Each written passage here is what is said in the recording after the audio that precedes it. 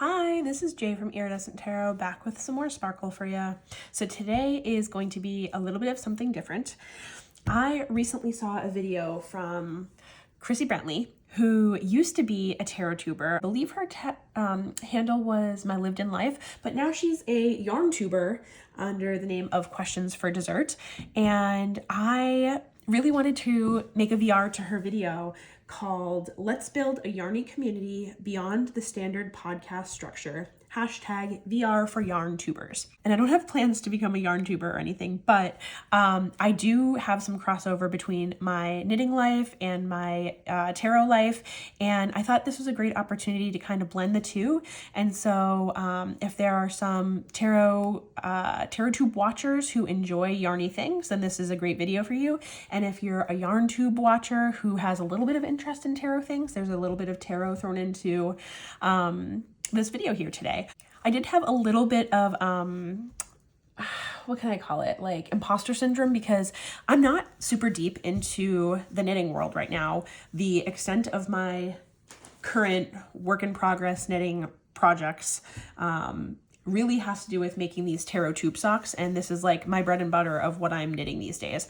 And I have like a handful of decks that do not have bags or boxes or anything, and so I make these as a way to kind of help store and protect my decks. So for question one, which is your most recent stitches, that would be the only thing that's actively a work in progress right now, which is one of my tarot tube socks. And this yarn I'm really not a huge fan of. This is like an old Madeline Tosh I don't know, single ply, and I'm not loving the way that it's knitting up, but it matches the deck that I'm knitting it for perfectly. Let me grab that. So this is the Tarot of Architectural Objects. I think that's the name. And I just felt like the color, it was kind of hard to match because like you have the cool gray and then you have like the warm brown. So I thought that this color matched the best out of everything that I have. And I'm not currently buying any yarn. I have been knitting since maybe sometime around 2010. And so I was super into it back then, and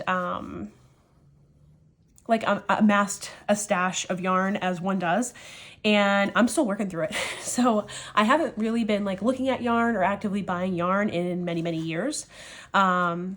You know, there's always the occasional thing that you find, but for the most part, I'm working through old stash, and that's what this is. And most of the tube socks that I make are either just scrap yarn from projects that I've made in the past, or it's just yarn that I've never gotten to using. And I figure, as hard as this is to like bust into a fresh skein of sock yarn to like make a little bag for them rather than using it for like a real project, I have convinced myself to do that, because there's this part of me that's like, oh, you should just only use the scraps for these and like, you know, make a pair of socks out of each skein first and then just use the leftovers. But like, I don't really want to be knitting dozens of pairs of socks in order to be able to use the yarn. And so I've just let that go, and knitting the bags makes me really happy. And those are the like, that's the level of project that I can handle at this point in my life. Like, I don't have the time to really be doing huge projects, sweaters or anything like that. So anyways, I primarily knit those bags. Question number 2 is your oldest work in progress. So this has not seen the light of day in like, what did I say, since 2010? So probably 12, 13, maybe like 14 years. This has been sitting in this bag. So apparently it's called the Jeweled Cowl by Knitimo, and it's this yarn that I'm pretty sure that I'm allergic to. I think this has alpaca in it, and it's got these iridescent beads. So it's like a little bit of lace work. This was my first intro to lace work, and I'm pretty sure that I just lost track of where I was and never returned. But I do really love the beads. Like, I think that's so cool. But it's been sitting in this bag for so many so many years. It's so soft and nice, and like I can't frog it because I know how much work I put into it back then, and like I would love to finish this and wear it, but also being allergic to it, like am I ever gonna do that? Probably not. It stays in the bag. Prompt number 3 is the oldest yarny project you still have, and that would be this hat.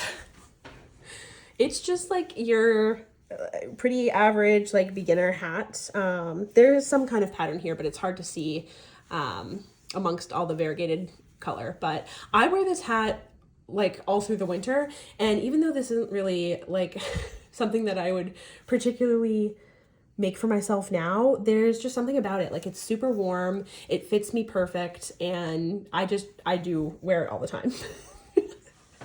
Okay, for yarny gifts I've received, this is really cool. This is fiber that I've received from my very best friend, B. We've been friends. We met through Ravelry, through knitting all those years ago. So we've been friends for probably 16 years now, and she's done a great job of trying to enable me into spinning, and I haven't gotten into it yet, but it is something that is on my to-do list. She wants to teach me, and she even sent me one of those little like electronic spinners, so it's on my hobby TBR, but I just haven't had the time yet, and I'm so grateful to her that she's so excited about this part of her hobby that she wants to share it with me and teach me how to do it. And so this is always on my back burner of things that I will learn one day, and just haven't gotten to yet.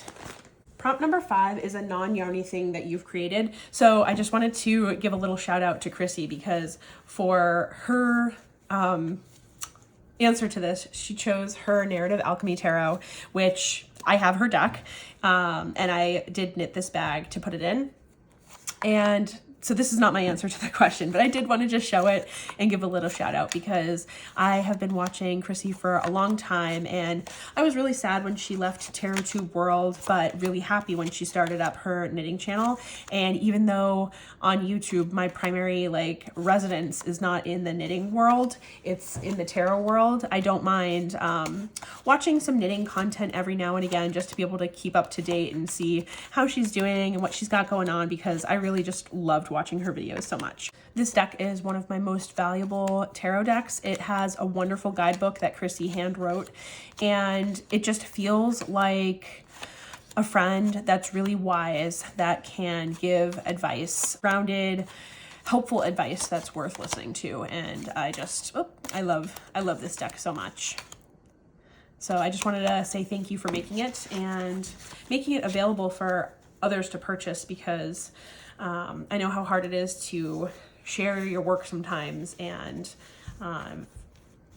definitely just grateful to have that deck in my life. Okay, so for my answer to this question, what's a non-yarny thing that I've created? This is the deck that I made. So this is, it doesn't have a name really,